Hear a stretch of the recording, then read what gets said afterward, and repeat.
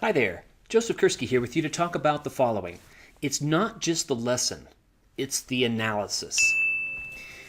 Folks, we have more GIS-based lessons now than at ever before in the history of using GIS, or Geographic Information Systems, in education.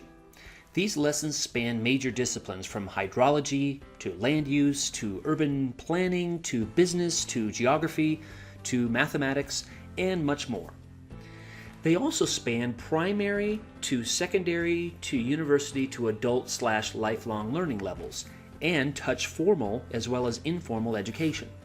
Some of these major libraries of curricula include the Learn ArcGIS Library, Spatial Labs, GIS and Public Domain Data that Jill Clark and I wrote, My 10 Lessons on Hydrology, My 10 Lessons on Mathematics and Geography using ArcGIS Online, my Story Maps course, 10-module Story Maps course, my GIS courses that I've taught over the years for educators, the instructional guide to the ArcGIS book, Geo Inquiries, and Esri Press books, Getting to Know WebGIS, Getting to Know ArcGIS, Getting to Know ArcGIS Pro, the GIS tutorial series 1, 2, and 3, Karanen and Colvard's remote sensing and problem solving books. So all of these things, of course other books as well, Mastering ArcGIS, Bradley Shalito's book on GIS, lots more. So we've got a wide body of curricular nuggets, activities, lessons, and whole courses to choose from. Despite this plethora of GIS-based lessons, the need for GIS-based curricula will always outpace the supply. Why? I think there are two main reasons. One, the applications of GIS are steadily increasing. Health, business, engineering, urban planning, natural resource management, public safety, utilities, energy, and many other areas in nonprofit organizations, academia, private companies, and government agencies at all levels, from local to international. So as the application areas expand, the need for activities and lessons tailored to those applications increase. Number two, GIS technology itself is rapidly changing, so the lessons and the data sets they depend on are in continual need for being curated and updated. Lessons based on any technology should be considered ephemeral.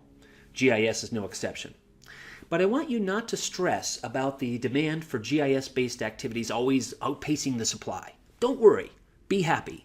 Why? Because teaching with GIS transcends the lessons and activities.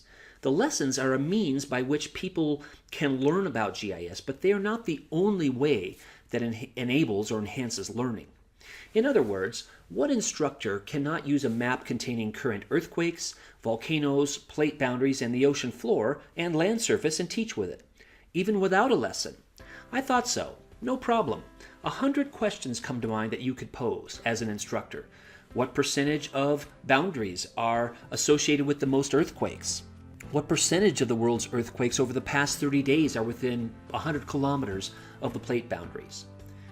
What major cities above 10 million in population have been less than 25 kilometers from recent earthquakes?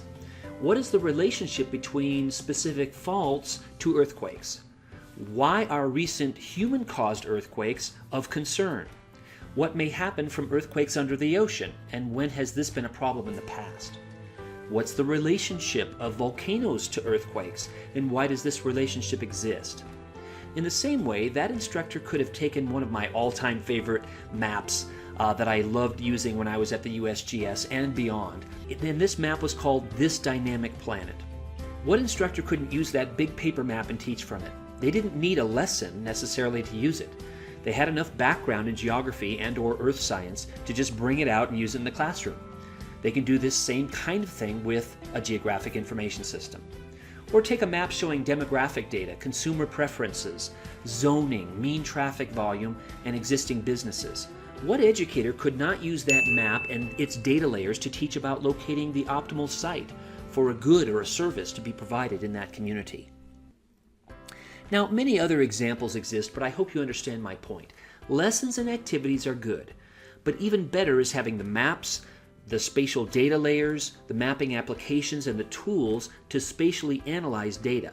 If you learn about how GIS works, and there are videos, courses, MOOCs, massive open online courses, and other ways in which you can do this, you can enrich your curriculum in many ways, with or without lessons.